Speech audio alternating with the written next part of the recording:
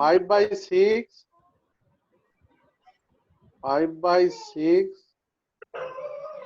log 10 plus 1/6 কত হয়? এটা 2 পয়েন্ট, এটা হওয়ার কথা 2.935।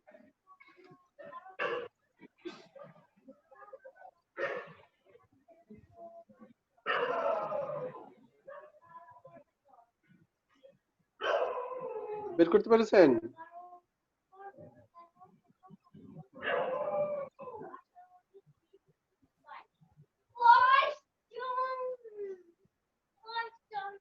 হ্যাঁ, বের হয় নাই?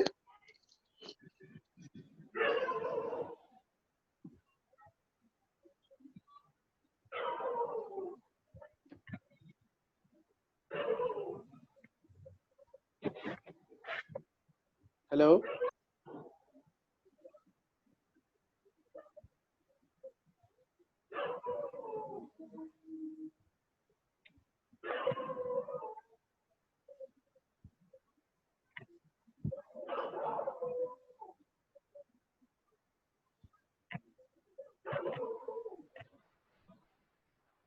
হ্যালো, আপনারা শুনতে পাচ্ছেন? জি স্যার, শুনতেছি। ঠিক আছে। বের করতে পারেন নাই? আপনাদের ক্যালকুলেটর নাই?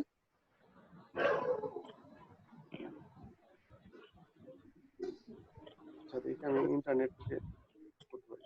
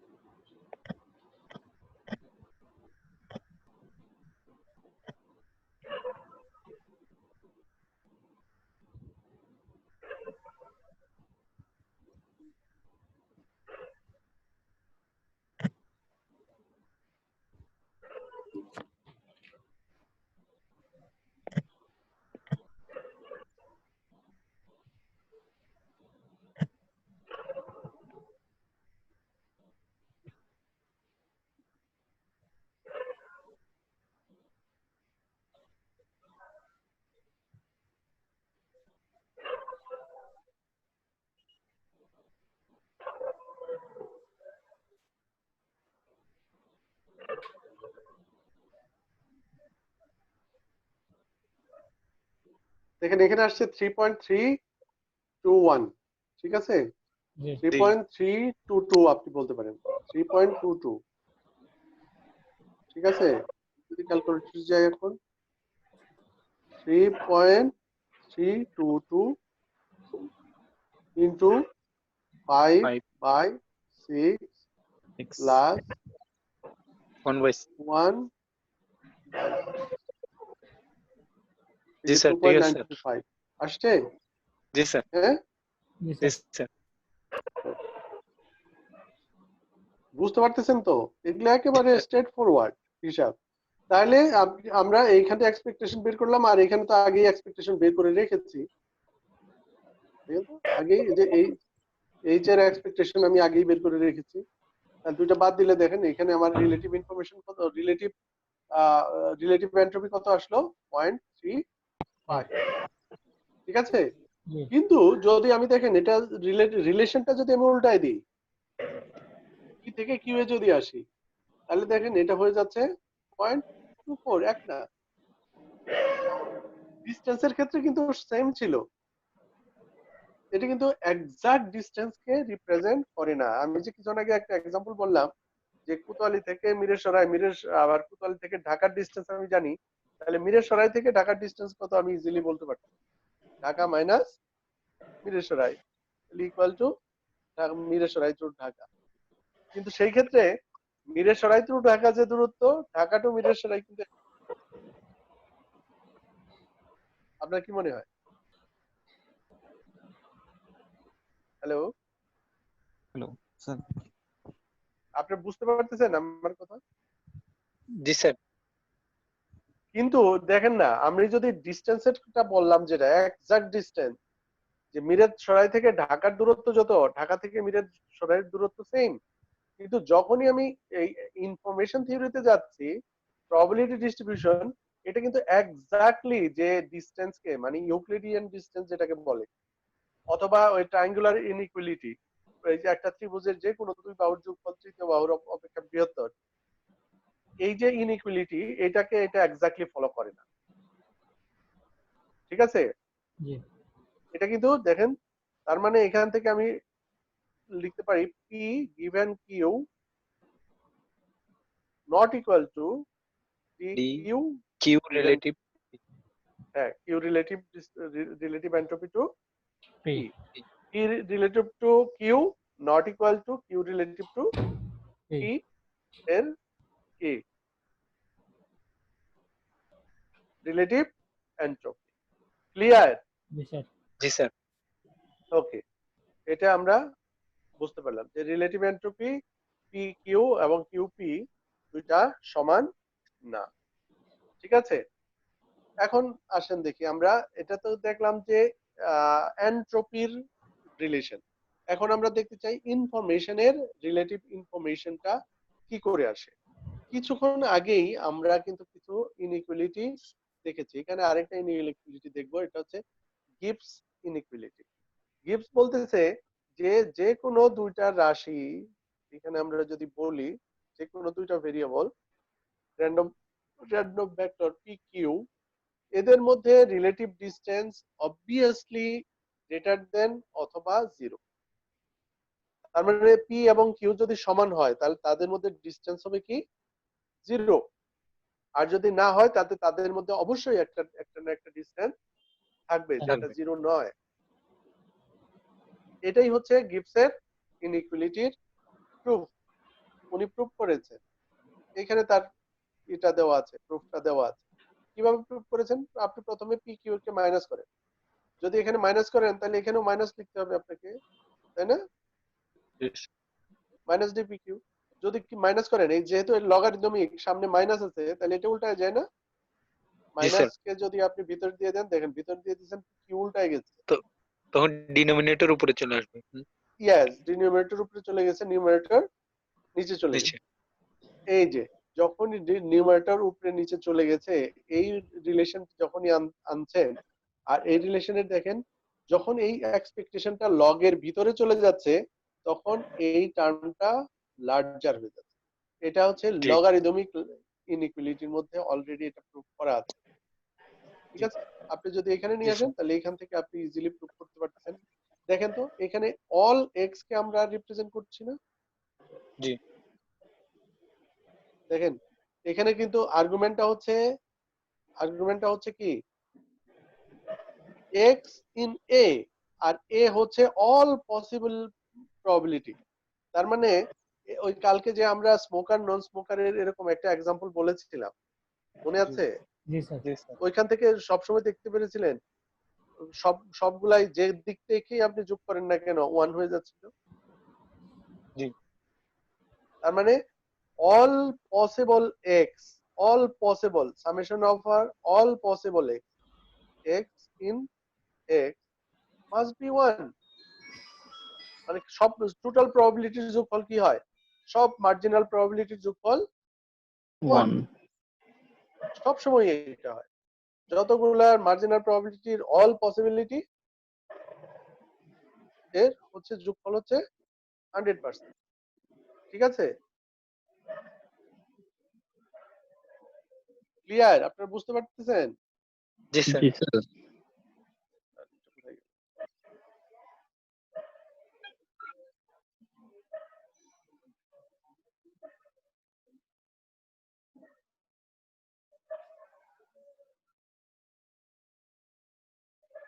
সবকটার যোগফল 1। তাহলে আপনি এখানে যোগ করেন তো দেখি, এইটা যখন আপনি ভিতরে নিলেন এই px কিন্তু কাটা গেছে, এই যে px আর এই px বাদ চলে গেছে না? জি স্যার px বাদ চলে px, তাহলে থাকলো q, এই যে qx। এখন q, জি সবকটা q যদি আপনি যোগ করেন প্রবাবিলিটি থিওরি অনুযায়ী সেটা কি হবে? 1 হবে, log 1 equal to 0। জি জি তাহলে আমরা দেখেন তো মাইনাস p গিভেন মানে রিলেটিভ ডিফারেন্স হচ্ছে অবভিয়াসলি আমি যখন এটাকে নেগেটিভ করে ফেলেছি, এই যে এটা নেগেটিভ, তাহলে এটা জিরোর চাইতে কি হয়, ছোট। তাহলে ছোট। এটাকে যদি আপনি জিরোকে ওভারল্যাপ করে দেন দুইটাকে, তাহলে দেখেন তো গ্রেটার হয়ে যায় না? জি। মাইনাস এক্স গ্রেটার দেন যদি জিরো হয়, তাহলে তাহলে x x must be greater than zero. Plus আর দুই পক্ষকেই -1 দিয়ে গুণ করেন, -1 দিয়ে গুণ করলে এটা কি হয়ে যায়, উল্টায় যায়। Sign change. হ্যাঁ, অথবা আপনি দুই পাশেই কি করেন, এক্স এক্স যোগ করে দেন। এটা তো একটা ইকুয়েশন না, minus x greater than zero, তাহলে minus x plus x greater than zero plus x, ঠিক আছে না? জি স্যার। ঠিক আছে না? ইকুয়াল টু জিরো জি স্যার। এক্স, যে এক্স বড় হয়ে গেছে, x greater than equal to zero হয়ে গেছে। তাহলে এখান থেকে আমরা কি প্রমাণ করতে পারছি, যদি এই মাইনাসটাকে আমি কি করে ফেলি, প্লাস করে ফেলি, তাহলে ওই গিবসের ইনইকুয়ালিটি প্রুফ হয়ে যাচ্ছে। কি হয়ে যাচ্ছে, d p given q must be greater than equal to zero. Clear? জি ওকে, এগুলো কিন্তু আমরা কিছুক্ষণের মধ্যেই ব্যবহার শুরু করব বিভিন্ন ইনফরমেশনের মধ্যে। তাহলে এই ক্ষেত্রে এখানে অনেকগুলো আপনি করলারি দেখতে পারেন, তার মানে অনুসিদ্ধান্ত, যে কিউ যদি একটা সেট হয় এবং এইচ কিউ যদি লগ এক্স এর এত বিট হয়, তাহলে এদের মধ্যে যে ইনফরমেশন এটা অবশ্যই কি হবে, যে ইনফরমেশনটা এটা তো অবশ্যই জিরো অথবা জিরোর চাইতে বেশি হবে। তার মানে এখানে যে আমরা ডিসটেন্স বললাম, ডিসটেন্সটাও নন নেগেটিভ, থেকে এটা বলে দেওয়া যাচ্ছে না, প্রুভ করা যাচ্ছে না? জি যে আমরা যে রিলেটিভ এন্ট্রপি অলওয়েজ কি, অলওয়েজ পজিটিভ, জিরোর চাইতে বেশি অথবা জিরো, জিরোর চাইতে কম হতে পারে না। নন নেগেটিভ মানে সবসময় নন নেগেটিভ, নন নেগেটিভ হতে পারে না, সবসময় পজিটিভ, সরি নন, সবসময় নন নেগেটিভ, নন নেগেটিভ মানে নেগেটিভ না আর কি, দুইটা না হয়ে হা হয়ে যাচ্ছে। ঠিক একইভাবে মিউচুয়াল ইনফরমেশন হচ্ছে নন নেগেটিভ। আমরা যদি মিউচুয়াল ইনফরমেশন বের করি, কারণ মিউচুয়াল ইনফরমেশন গত ক্লাসে আমরা দেখেছি, এই মিউচুয়াল ইনফরমেশন বের করতে গেলে কি হয়, তাদের মার্জিনাল ইনফরমেশন এবং তাদের জয়েন্ট ইনফরমেশন বাদ দিয়ে দিলে মিউচুয়াল ইনফরমেশন পাই।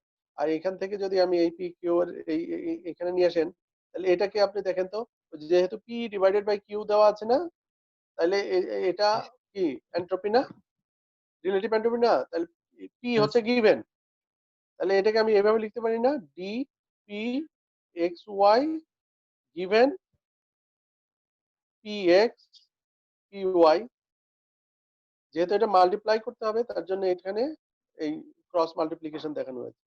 আর ইয়ের আপনার ইয়ের অনুযায়ী, শর্ত অনুযায়ী, গিবসের শর্ত অনুযায়ী, যেহেতু এটা ডি ডিসটেন্স বের করছে, এটা অবশ্যই কি হবে, জিরোর চাইতে বড় অথবা জিরো হবে। তাহলে এখান থেকেও দেখা যাচ্ছে এটা কি, এই মিউচুয়াল ইনফরমেশন অলওয়েজ কি হবে, নন নেগেটিভ, মানে নেগেটিভ হতে পারে না। Mutual information never be negative, non negative. এটা অবশ্যই কি হবে, পজিটিভ হবে। জিরো হতে পারে, কিন্তু জিরোর চাইতে বেশিও হতে পারে, কিন্তু মাইনাস কোনো ভ্যালু হতে পারে না। ক্লিয়ার? ঠিক একইভাবে আপনি অন্য অন্য করোলারি গুলাকেও আমরা আমরা অ্যাপ্লাই করতে পারবো, এগুলো ভেরি স্ট্রেট ফরওয়ার্ড। আমরা আসেন আজকে আমরা গুরুত্বপূর্ণ ইয়েতে চলে যাচ্ছি, নতুন টপিকে। সেটা হচ্ছে, আমরা আমরা শুরুতে বলেছিলাম যে কোডিং থিওরিতে দুই রকমের কোড, আমরা কিন্তু আজ পর্যন্ত ম্যাথমেটিক্স গুলা মোটামুটি একটা কভার করতে পেরেছি, যে যে রিলেটেড ম্যাথ আমাদের এই ক্লাসগুলোতে লাগবে, সেই ম্যাথ গুলা মোটামুটি কভার করতে পেরেছি। আরো কিছু নতুন ম্যাথ লাগবে। ফিল্ড থিওরির সম্পর্কে আপনাদের ধারণা আছে? Field theory, mathematical field theory, আমরা যখন চ্যানেল কোড করব তখন ফিল্ড থিওরি নিয়ে একটু কথা বলেই আমরা এটা করে ফেলবো, সমস্যা নেই। এখন আসেন যে আমরা এখন সোর্স কোড করতে চাই, কারণ আমি ডাটাগুলাকে রিপ্রেজেন্ট করার জন্য কিছু মার্ক ব্যবহার করব, সেই মার্কগুলাকেই আমি বলছি কোড। আমি যে কথাটা বলছি, আমি এই মুহূর্তে আপনাদের সঙ্গে যে কথাটা বলছি, আমার মাইক্রোফোন কি তৈরি করছে, আমার কথাটার উপর বেস করে সে একটা পটেনশিয়াল জেনারেট করছে। এই পটেনশিয়াল বা কারেন্ট যেটাই হোক, পটেনশিয়াল না তৈরি হলে এখানে কারেন্ট যাবে না, কারেন্ট মোডেও যেতে পারে, ভোল্টেজ মোডেও যেতে পারে। এইটা এডি কনভার্টার কি করছে, এটাকে কোয়ান্টাইজ স্যাম্পল করছে, কোয়ান্টাইজ করছে, তারপর সেটা একটা বাইনারিতে কনভার্ট করে ফেলছে, 0101 স্ট্রিম, তাই না? এই 0101 কে আপনার কাছে যখন আমরা পাঠাচ্ছি তখন আরেকবার মডুলেশন করছি। এটা যদি বিপিএস কে হয় তাহলে +1 -1 দিয়ে, যদি কিউপিএস কে হয় তাহলে দুইটা করে বিট একসঙ্গে নিয়ে একটা করে সিম্বল তৈরি করে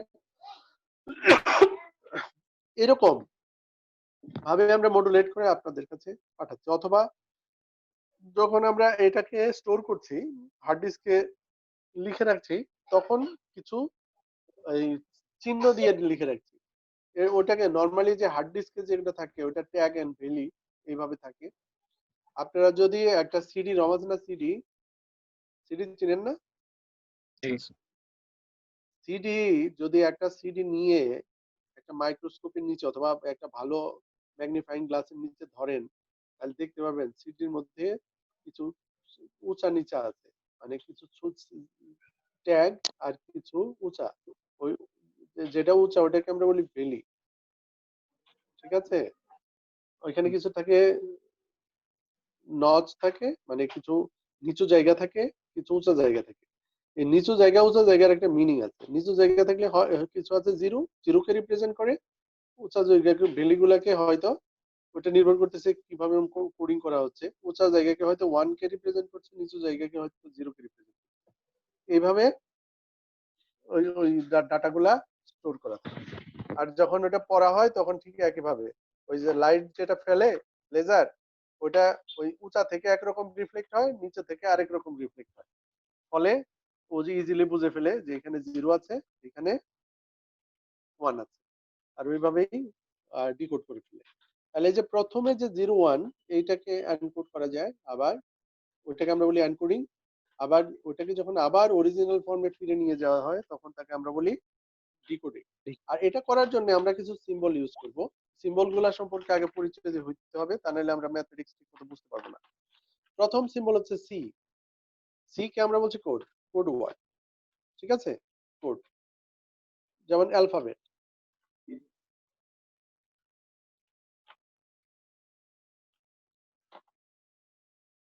এই যে এখানে আমরা একটা ক্যাপিটাল সি লিখেছি, এই সি হচ্ছে কোড। কোড এইটা বিভিন্ন রকম কোড হতে পারে, এটা বিভিন্ন রকমের কোড হতে পারে। এই কোডটা আবার কার উপর ম্যাপিং করা হবে? ম্যাপিং করা হবে ডি এর উপর। ডিটা কি? ডিটা হচ্ছে set of all ফিনিট length string. যেমন আমি এটা বলতে পারি ডি, ডি হচ্ছে একটা ভেক্টর। এই ভেক্টরের মধ্যে বিভিন্ন লেন্থের জিনিস আছে। যেমন আমি যদি বলি ডি হচ্ছে অ্যালফাবেট অফ ইংলিশ ল্যাঙ্গুয়েজ, তাহলে ডি এর ভিতরে কি কি থাকবে? A, B, C, D up to Z, ঠিক আছে? এবং প্রত্যেকটার যদি আমি একটা করে মান বলি, একটা করে ভ্যালু বলি, এই ভ্যালু গুলাকে বলা হচ্ছে এক্স, ঠিক আছে? এই ভ্যালু গুলাকে আমরা কি বলবো? এক্স। এক্স। যেমন আমি বললাম a ইকুয়াল টু 0, বলতে পারি না? জি sir. Yes, sir. b equal to 01, c equal to 10, d equal to 11, One. e equal to 101, f equal to, এভাবে একটা নাম্বার দিতে পারি কিনা? জি স্যার। তাহলে ডি হবে যে ক্যাপিটাল ডি, যেটা আমি বোল্ড করে লেখা, ইকুয়াল টু হবে এ থেকে জেড পর্যন্ত। আর তার ভ্যালু গুলা এই যে এক্স হবে, এক্স হবে কি কি? 0, 10, 00, 01, যেগুলো আমি কিছুক্ষণ আগে বললাম। এই যে এইগুলো হচ্ছে এক্স এর ভ্যালু। ক্লিয়ার? Yes. এইভাবে আমরা এটাকে রিপ্রেজেন্ট করি। তার মানে আমি যদি এখানে বলি যে যখন ডি এর পরে একটা প্লাস আছে, প্লাস মানে হচ্ছে সেট অল পসিবল, যতগুলা, ঠিক আছে? যতগুলা এক্সটেনশন করা যেতে পারে আমরা যেভাবে ডিজাইন করি না কেন, এটা উন্মুক্ত। যেমন এখানে ইএফজি, আমি যদি একটা ভ্যালু বলি ইএফজি, আর ইএফজি এর মেম্বার হচ্ছে কে? 0 এবং 1 আর ওখানে প্লাস দেওয়া মানে হচ্ছে এটা this is the combination of 0 and 1। তাহলে কোড ওয়ার্ড সিই এর জন্য আমি একটা কোড পাবো, এই কোড ওয়ার্ড এর নাম হচ্ছে 0। সিএফ এটা 10, যে যেখানে আমি যেভাবে ডিফাইন করলাম এভাবে G11 এইভাবে আমি ডিফাইন করতে পারি, আপনি অন্যভাবেও ডিফাইন করতে পারেন। এগুলো হচ্ছে ডেফিনেশন, মানে সিম্বল কিভাবে আমি এটাকে রিপ্রেজেন্ট করছি। ঠিক একইভাবে যদি আমি এক্সটেনশন করি সি প্লাস দিয়ে আমরা এক্সটেনশন করছি, ম্যাপিং বলতে বোঝাচ্ছে যে আমার প্রি ডিফাইন কিছু আছে, ওইখান থেকে আমি চুজ করব যে কোনটা আমার সঙ্গে ম্যাচ করছে, ওটাকে আমরা বলছি ম্যাপিং। যেমন আপনার রিয়েল ম্যাপ দেখছেন না, রিয়েল ম্যাপ, বাংলাদেশের ম্যাপ আছে আপনাদের কাছে? আছে স্যার। বাংলাদেশের ম্যাপ যেটা আছে ওইটা কি বাংলাদেশ আসলে? আপনার কি মনে হয়? না, তার ম্যাপ। বাংলাদেশের একটা mini version, Yes, yes, sir. তাই না? Mini version. কিন্তু আপনি ওইখান থেকে ইজিলি বাংলাদেশের টোটাল আইডিয়াটা কিন্তু এক্স্যাক্টলি পেয়ে যাবেন। আমি যদি বলি 1 ইঞ্চি ইকুয়াল টু 10 মাইল সাপোজ, তাহলে আপনি বাংলাদেশের করেন, ওই বাউন্ডারি দিয়ে যান, গিয়ে দেখেন কত ইঞ্চি হয়, তত তত ইনটু 10 মাইল দিয়ে গুণ করেন, দেখেন বাংলাদেশের যে আয়ত আছে না বাউন্ডারি, জি স্যার। সেম হবে। আপনি যদি মাপেন সেম বাউন্ডারি। ম্যাপিংটা হচ্ছে গুরুত্বপূর্ণ। তা আমি আগে থেকেই সিলেক্ট করে নিব এটা, এটার মানে হচ্ছে এটা, তাহলে ওই রকম কিছু ঘটলেই আমি ওইখান থেকে ওটাকে পিক করব। ক্লিয়ার? আর যখন ডিকোড জি করব তখন এই পিকিং ভ্যালুটা আমি জানি যে কিভাবে আমি ম্যাপিং করেছি, ওই ম্যাপ অনুযায়ী আবার যদি বসাই তাহলে অটোমেটিক্যালি আমি অরিজিনাল যেটা ছিল সেখানে চলে যাব। ম্যাপিং করার উদ্দেশ্য হচ্ছে আমার সুবিধা মতো কাজ করা, সুবিধা মতো যেন আমি কাজ করতে পারি। যেমন স্টোর করার সময় সুবিধা মতো ডাটা আমি স্টোর করব, যেটা আমার সিস্টেমে ইজিলি পড়তে পারে। ঠিক আছে? আমার যে রিসিভার আছে বা ইজিলি আমি স্টোর করার জন্য তো আমাকে একটা সিস্টেম বানাইতে হবে, ওই সিস্টেম যেন ইজিলি সেটাকে গ্রাস্প করতে পারে, তার জন্য আমাকে সিস্টেম বানাইতে হবে। এই জন্যই আসলে ম্যাপিং করার কাজটা হয়। ঠিক আছে? এই ম্যাপিং করার কাজটা আমরা ডি দিয়ে করে ফেলবো, সেটা এক্স হচ্ছে ভেরিয়েবল, আর সিএক্স দিয়ে আমরা সবগুলোর ভ্যালুই বের করে নিব। এইটাই হচ্ছে নোটেশন। এখন আসেন, এখন এই যে কোডগুলো আমরা তৈরি করব, এই কোডগুলো দুই রকম হতে পারে। মেইনলি আমরা সোর্স কোডের ক্ষেত্রে আমরা যেটা বলছি একটা হচ্ছে প্রিফিক্স কোড, যেটা প্রিফিক্স ফ্রি আমরা বলবো নরমালি। তার মানে এটা হচ্ছে ইনস্ট্যান্টেনিয়াস অর প্রিফিক্স কোড, এটা যে কোডটাকে সরাসরি ডিকোড করা যায়, মানে কোনো ঝামেলা ছাড়াই, কোনো অ্যাম্বিগুইটি ছাড়াই ডিকোড করা যায়, ডিকোড করে ফেলতে পারি। মানে এনকোড করব, এনকোডিং রেজাল্টটা ওটা দেখেই আমি সরাসরি ডিকোড করে ফেলতে পারবো।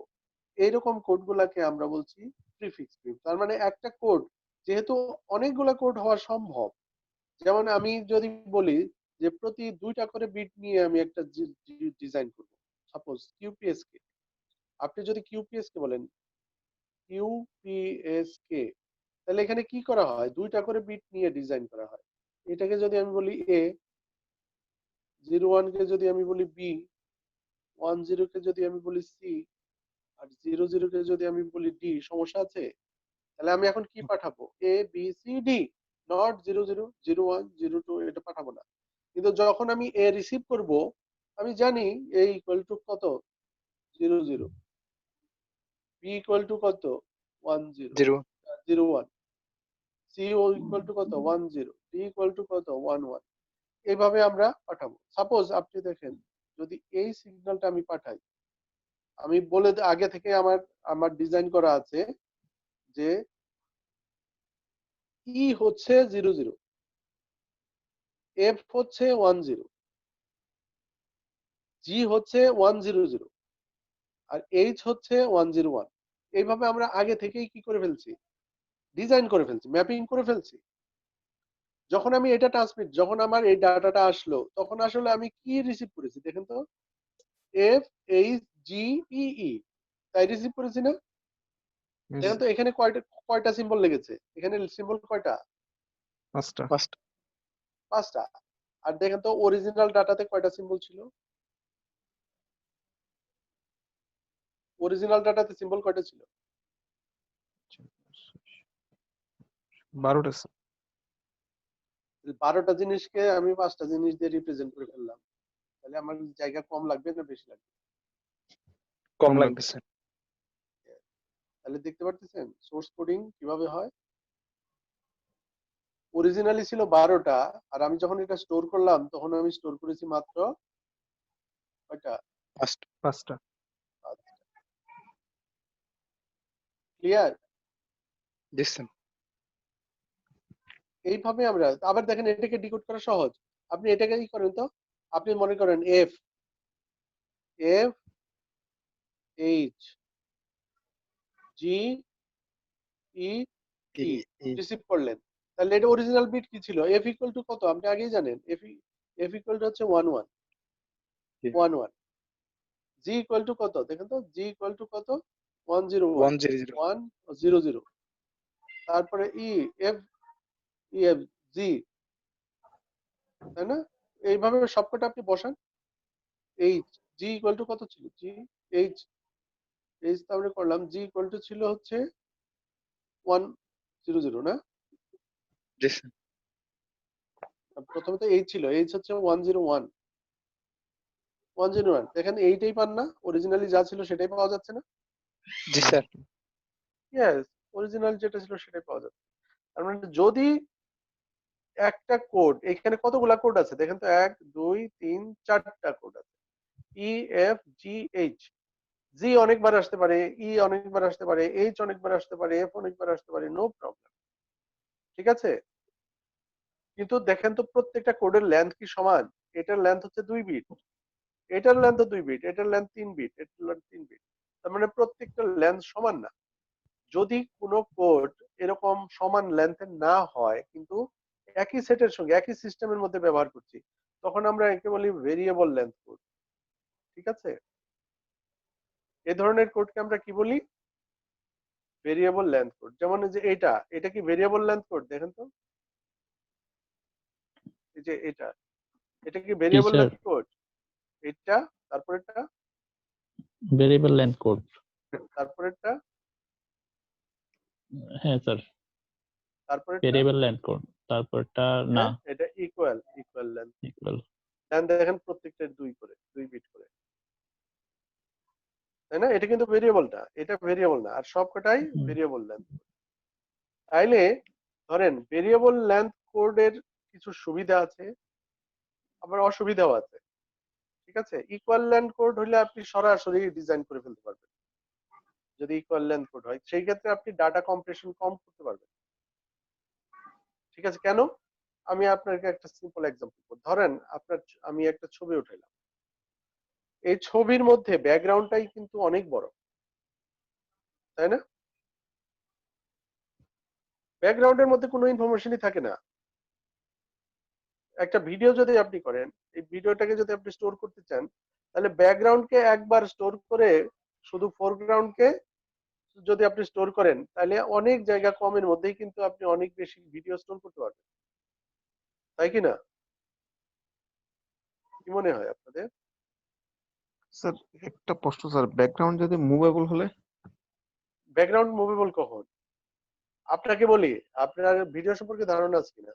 ভিডিও হচ্ছে প্রতি সেকেন্ডে 30টা ফ্রেম, 30টা স্টিল ছবি থাকে। তাহলে 1 সেকেন্ডের মধ্যে আপনি কতটুকু মুভ করাতে পারবেন 30। ব্যাকগ্রাউন্ড? রিয়েলি আপনি 1 সেকেন্ডে কতটুকু ক্যামেরা মুভ করে? অলমোস্ট মুভ বেশি না, করে না, মুভ করে না স্যার। অলমোস্ট মুভ করে না। তাহলে এই যে প্রতি 1 সেকেন্ডে যে 30টা ছবি আপনি উঠাইলেন, 30টা ছবির 30টা ব্যাকগ্রাউন্ড আপনাকে স্টোর করতে হবে না? তাহলে 30টার মধ্যে জি আপনি স্যার। একটা স্টোর করবেন, বাকি ছবিগুলোতে যা যা নড়াচড়া হচ্ছে বাকিগুলা স্টোর করবেন, তাইলে তো আপনি অনেক ডাটা সেভ করতে পারবেন। কারণ যখন আপনি এটা আবার দেখবেন তখন তো ওই ব্যাকগ্রাউন্ডের উপর খালি ফোরগ্রাউন্ডটা ফেলে দিবেন, তাহলে তো আপনার হয়ে গেল। এইভাবে আসলে যে ডাটা কম্প্রেশন গুলা হয়, যে কোডিং করে, এই কোডিং গুলা এইভাবে ডিজাইন করতে হয়। এটা কিভাবে হয়? নরমালি কোড করার সময় দেখে প্রবাবিলিটি, যে কোন সিম্বলের প্রবাবিলিটি কত, যে সিম্বলের প্রবাবিলিটি যত যত বেশি তার মধ্যে ইনফরমেশন তত কম, তাই না? স্যার একটা কোয়েশ্চেন ছিল, যখন আমরা দেখা যায় কি অনেক মানে বড় একটা লেন্থের ভিডিও যখন আমরা এই ধরেন হচ্ছে ওই গুগলে বা অন্য কোনো জায়গায় আমরা একজনের কাছ থেকে আরেকজনের শেয়ার করতে যাচ্ছি বা ট্রান্সফার করতে যাচ্ছি, তখন কিন্তু নেয় না। এটাকে কম্প্রেস করার জন্য আমরা যে সফটওয়্যার বা অ্যাপস গুলো ইউজ করি, তাহলে কি এই টেকনিকটা ইউজ হয় এখানে? ইয়াস ইয়াস, এই টেকনিক গুলাই অ্যাপ্লাই করে। কারণ ওটা র ভিডিও যদি দেন তাহলে এত বেশি ডাটা, ওই ডাটা নেওয়ার জন্য গুগল প্রস্তুত না। গুগল আপনাকে ফ্রি সার্ভিস দেয়। ও ওর হার্ড ডিস্ক কি বোঝাই করে ফেলবে আপনার জন্য? না। তাহলে গুগল বলে দেয় যে এই রেজলিউশনের বেশি আমরা নিব না। তার মানে ওইখান থেকে আপনার অনেক ইনফরমেশন কি করে ফেলতে হবে, যেগুলা আসলে যেখানে ইনফরমেশন সবচেয়ে কম ওগুলাকে ডিলিট করে দিবে। ডিলিট করে দিয়ে যেখানে ইনফরমেশন সবচেয়ে বেশি সেগুলা রেখে দিবে, যার ফলে সাইজ হয়ে যাবে অনেক কম। যেমন ব্যাকগ্রাউন্ডে কোনো ইনফরমেশনই থাকে না অলমোস্ট, তাহলে ব্যাকগ্রাউন্ডকে অলমোস্ট ফেলে দেওয়া যায়, সামান্য একটু রেখে দিলেই হয় ব্যাকগ্রাউন্ড ইনফরমেশন যেগুলা খুব দরকার। ঠিক আছে, এইভাবে। তাহলে এইখানে যে এই কোডগুলা তৈরি করে, এই কোডগুলা তৈরি করার সময় একটা ট্রি কে ফলো করলে আমরা ইজিলি এই কোডটা তৈরি করতে পারি। একটা ট্রি, ঠিক আছে, এটা আমরা বলি প্রিফিক্স কোডের আমরা একটা ট্রি জেনারেট করতে পারি। ট্রিটা কিভাবে জেনারেট করব? ট্রি যেহেতু বাইনারি সিস্টেম যদি হয়, বাইনারি মানে কি, হয় 0 হবে নয় 1 হবে। তাহলে প্রত্যেকটা এই যে দুইটা ব্রাঞ্চ যখন মিলিত হয় ওটাকে আমরা বলি নোড। তাহলে এটা একটা নোড, এটা একটা নোড, এটা একটা নোড, এটা একটা নোড। আর এটা ট্রির যে প্রথম যে নোডটা এটা আসলে হচ্ছে তার রুট, আর বাকিগুলো হচ্ছে লিভ, এই যে এগুলো হচ্ছে পাতা, ঠিক আছে, আর এগুলো হচ্ছে ব্রাঞ্চ, আর এটা হচ্ছে তার রুট। ঠিক root। আছে, হ্যাঁ, একটা গাছ যদি বলেন ট্রি যদি হয়, তাহলে গাছটা তো আসলে রুট থেকেই গাছটা তো তৈরি হয় না? জি। প্রথমে রুট, তারপরে ট্রাঙ্ক, তারপরে ব্রাঞ্চ, তারপরে লিভ, এভাবেই তো গাছ, তাই না?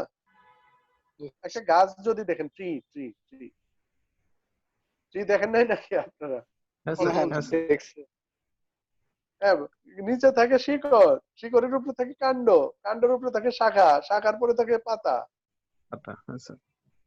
হ্যাঁ, পাতাগুলাই হচ্ছে আমাদের সেই কোড, ঠিক আছে, লিফ গুলা হচ্ছে আমাদের সেই কোড। আর যেহেতু এটা বাইনারি সিস্টেম নিয়ে আমি কথা বলছি, তাহলে এখানে কি হবে, একসঙ্গে দুইটা করে ব্রাঞ্চ বেরোবে। একটা নোড থেকে কয়টা ব্রাঞ্চ বেরোবে? দুইটা। প্রথম রুটটা হচ্ছে রুট, এখান থেকে ট্রাঙ্ক বেরোবে। এই যে একটা উপর দিকে গেলে আমি 0 বলছি, নিচের দিকে আসলে হচ্ছে বলছি 1। এখান থেকে 1, একটা শাখা বেরোচ্ছে, উপরের দিকে গেলে 0, নিচের দিকে 1, উপরের দিকে গেলে 0, নিচের দিকে 1, এখানে আরো বের হইতে পারে, নিচের দিকে 1, উপরের দিকে 0। এইভাবে স্টেপ কতগুলা নেবেন আপনি? 4টা, 5টা, 6টা, এটা নির্ভর করতেছে আপনার হিউজ ডাটা যদি হ্যান্ডেল করতে হয়, তাহলে হয়তো আহ, মানে আপনার যে ডাটাগুলা তৈরি হয় এখানে কতগুলা কম্বিনেশনে আপনি সবগুলাকে অ্যাকোমোডেট করতে পারবেন, এটাই হচ্ছে মেন চ্যালেঞ্জ। একটা ভালো কোড খুঁজে বের করা, ভেরিয়েবল কোড। তাহলে এই লিভ গুলা হচ্ছে আমাদের কোড। এই লিভ গুলা যে আমি কোডের সবগুলা ব্যবহার করব, নট নেসেসারি। নট গুলো সবকটা আমি ব্যবহার নাও করতে পারি। যেমন এখানে দেখেন তো লিভ কয়টা আছে? লিভ কয়টা আছে? 5টা। 5টা, আমি ব্যবহার করেছি 4টা। এই যে একটা লিভ এখনো ফাঁকা আছে, ওটাকে কিন্তু আমি ব্যবহার করতে পারতাম, আমি এখনো ওটাতে ব্যবহার করি নাই। তাহলে কোড গুলো আমি কিভাবে জেনারেট করব? তাহলে ই ইকুয়াল টু কত দেখেন তো, ই এই ক্ষেত্রে ই ইকুয়াল টু কি দাঁড়াচ্ছে, ই এর ভ্যালু কি হচ্ছে দেখেন তো? 2। 0 0 01 হচ্ছে 0 0 00। না? হ্যাঁ 0 স্যার, নোট মানে যখন আমি হিসাব করব, নোট থেকে ওই লিভ পর্যন্ত হ্যাঁ, না যতগুলো আপনি সংখ্যা রুট থেকে, হ্যাঁ রুট থেকে লিভ পর্যন্ত যেতে যা হয়। জি জি ই তাহলে এফ ইকুয়াল টু কত দেখেন তো, এফ ইকুয়াল টু কি 11 1, দাঁড়াচ্ছে? 1, 1। ইয়েস 1 1। তাহলে জি ইকুয়াল টু কত? 1 0 0, এই যে স্যার 1 স্যার। 0 0। আর এইচ কত? 1 0 101। 1। 1। ক্লিয়ার? তাহলে আপনি এইভাবে এই ট্রি, তাহলে এই ট্রি দিয়ে আপনি আরো একটা কোড তৈরি করতে পারবেন, এটা হচ্ছে 0 1, যেটা আমরা ইউজ করি নাই, তাই না? কিছু ফাঁকা আছে। তাহলে সেই ক্ষেত্রে দেখেন এই ডাটাটা আপনি এই ইজিলি, এই ডাটাকে আপনি এই কোড দিয়ে ইজিলি চেঞ্জ করে ফেলতে পারেন। আবার এই কোড থেকে এই ডাটাটা আপনি ইজিলি জেনারেট করতে পারেন বের করতে হবে। Without any ambiguity. পারেন না? জি স্যার। ইয়েস, আমরা এটা করতে পারি। তাহলে এইভাবে আমরা কোডগুলা কি করি, ট্রি কোড জেনারেট করি যেটা প্রিফিক্স ট্রি। তাহলে একটা কোডের প্রিফিক্স মানে শুরুটা অন্য কোডের কি হইতে হবে, অন্য কোডের সঙ্গে যদি না মিলে তখন তাকে আমরা বলি প্রিফিক্স। যেমন এটা 00, এইখানেও কিন্তু 00 আছে, কিন্তু 00 আগে কি আছে, 1 আছে। 1 তার মানে আপনি এটা দুইটা কোড দিয়ে কিন্তু রিপ্রেজেন্ট করতে পারবেন না। 100, এটা কি ই এফ জি এইচ এর মধ্যে কোনটা দিয়ে কি দুইবার লেখা যায়? ই এফ জি এইচ দেখেন না পারা যায় কিনা। যেমন আমি যাবে যদি না 00 বলি এটা তো ই, তাই না, এটা ই, কিন্তু এখানে 1 পরে থাকে, যেহেতু 1 আছে, এই 1 তো 1 নামে এখানে কোনো কোডই নাই। না 1 নামে কোনো আইডেন্টিক্যাল কোড আছে কিনা? না হ্যাঁ, স্যার। তার মানে এটা আইডেন্টিক্যাল হচ্ছে, মানে এটার সঙ্গে এটা মিল নাই, যদিও এখানে একটা 00 আছে। কিন্তু কোডটা যদি এরকম হতো, সাপোজ আমি কোডটা যদি লিখতাম E equal to 1, F equal to 00, হ্যাঁ, জি ইকুয়াল টু 100, তাহলে দেখেন তো কি প্রবলেমটা হয়। জি ইকুয়াল টু আসলে কি দাঁড়াচ্ছে, ই এফ, জি তাই না? জি স্যার। তাহলে এটাকে তো আমি একটা আইডেন্টিক্যাল কোড বলতে পারি না, কারণ এ আসলে দুইটার কম্বিনেশন। তখন এটাকে আমি প্রিফিক্স ট্রি বলতে পারছি না। তার মানে এই কোডটা এইটা এবং এটার প্রিফিক্স, ই এবং এফ এর প্রিফিক্স এই জি, এই ক্ষেত্রে তাহলে এই ধরনের কোড কিন্তু আপনাকে প্রবলেম তৈরি করে দিবে। কারণ কি, যখন একটা বিশাল কম্বিনেশনের একটা ডাটা যখন আপনার কাছে আসবে, তখন যদি এরকম মানে কম্বিনেশন আপনার দেখা যায় যে দুইটার সঙ্গে ম্যাচ করে যাচ্ছে, তাহলে ডিকোড করতে গিয়ে আপনি ভুল ডিসিশন দিবেন, তাই কি না? হ্যালো, জি Yes, স্যার। জি স্যার ইয়েস। তার মানে আমাদের কোডগুলা তৈরি করার সময় এটা অবশ্যই এনশিওর করতে হবে যেন কোনো প্রিফিক্স, একটা কোডের প্রিফিক্স অন্য কোডের অংশ না না হয়। হয়। তখন আমরা এদেরকে বলি প্রিফিক্স কোড অথবা প্রিফিক্স ফ্রি কোড। আর প্রিফিক্স ফ্রি কোডকেই আসলে প্রিফিক্স কোড বলা হচ্ছে। যে প্রিফিক্স তৈরি করার জন্য আমরা এইভাবে ট্রি তৈরি করব। এখন প্রশ্ন হচ্ছে এই ট্রিটা তৈরি করব, কোথায় ই লিখবো, কোথায় এফ লিখবো, কোথায় জি লিখবো? আমি তো এইখানে ই লিখেছি, দেখেন না, এইখানে ই লিখেছি,